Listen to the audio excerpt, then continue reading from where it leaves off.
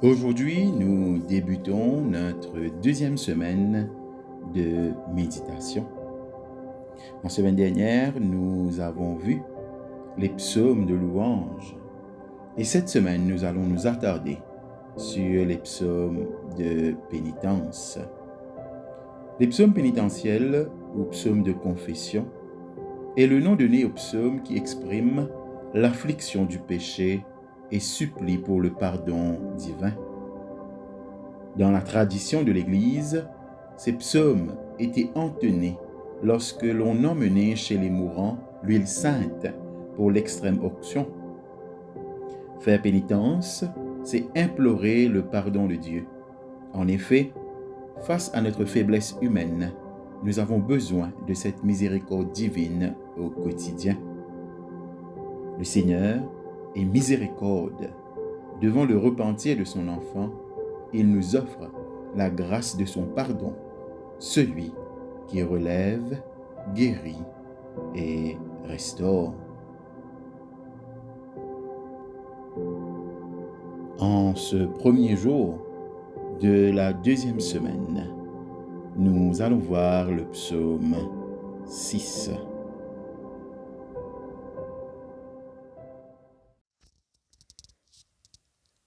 O Lord, rebuke me not in thine indignation, neither chasten me in thy displeasure. Have mercy upon me, O Lord, for I am weak. O Lord, heal me, for my bones are vexed. My soul also is so troubled. But Lord, how long wilt thou punish me? Turn thee, O Lord, and deliver my soul. O save me for thy mercy's sake. For in death no man remembereth thee, and who will give thee thanks in the pit?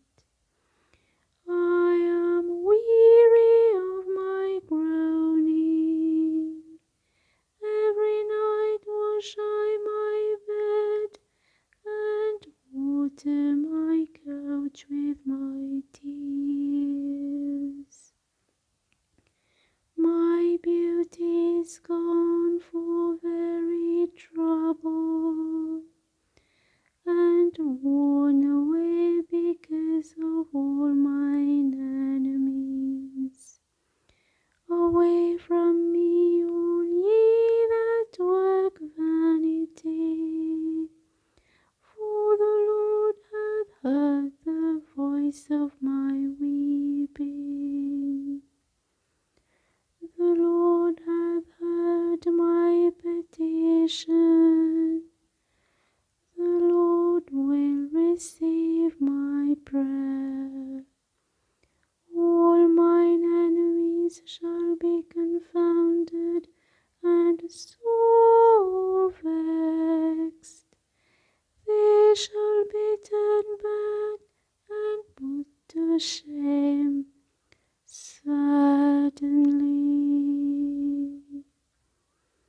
Glory be to the Father and to the Son and to the Holy Spirit, as it was in the beginning, is now, and ever shall be, world without end. Amen.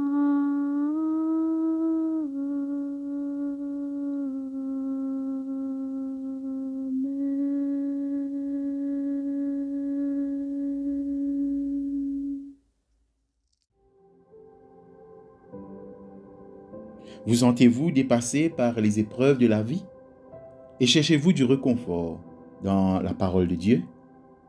Le psaume 6 l'une des lamentations sincères de David est une expression puissante de l'angoisse humaine qui se transforme en confiance divine. L'appel à la miséricorde de David dans le psaume 6 donne un aperçu profond de la profondeur de son désespoir et de son chagrin. Cette supplication angoissée révèle, avec une honnêteté sans faille, l'angoisse qu'il a ressentie sous ce qu'il percevait comme la main correctrice de Dieu. La confiance de David dans la délivrance de Dieu brille avec éclat tout au long du psaume 6. Malgré sa profonde détresse et son chagrin, David ne perd pas espoir. Il croit fermement que Dieu entendra son appel et viendra à son secours. David est convaincu que non seulement Dieu le délivrera de ses problèmes actuels, mais qu'il le restaurera également complètement. David illustre une confiance inébranlable dans la capacité de Dieu de lui donner de l'espoir au milieu d'une profonde détresse tout au long du psaume 6. Cette confiance dans la délivrance de Dieu peut également nous servir d'encouragement aujourd'hui. Tout comme David, nous pouvons être confrontés à des circonstances difficiles ou nous sentir dépassés par nos ennemis. Cependant, si nous mettons notre confiance dans le Seigneur et croyons qu'il viendra à notre secours, nous pouvons être sûrs de vivre une vie sans crainte. David croyait de tout son cœur que Dieu entendrait son appel et le sauverait. Cela constitue un encouragement pour nous à faire de même. Cette confiance à Dieu dans les moments difficiles est cruciale pour chaque chrétien, surtout lorsqu'il ou elle est confronté à des défis immenses et à des circonstances difficiles. Le psaume 6 illustre magnifiquement la confiance inébranlable de David en Dieu au milieu de son appel à la miséricorde. Dans ce psaume, nous voyons que faire confiance à Dieu signifie reconnaître sa souveraineté et croire qu'il est bon, même lorsque notre situation semble désespérée. Prions. Père Tout-Puissant, aide-nous à explorer la profondeur des émotions de David et son chemin vers la restauration. Donne-nous courage à accepter nos propres vulnérabilités, à te faire confiance de tout cœur, afin de trouver la force dans ton amour indéfectible.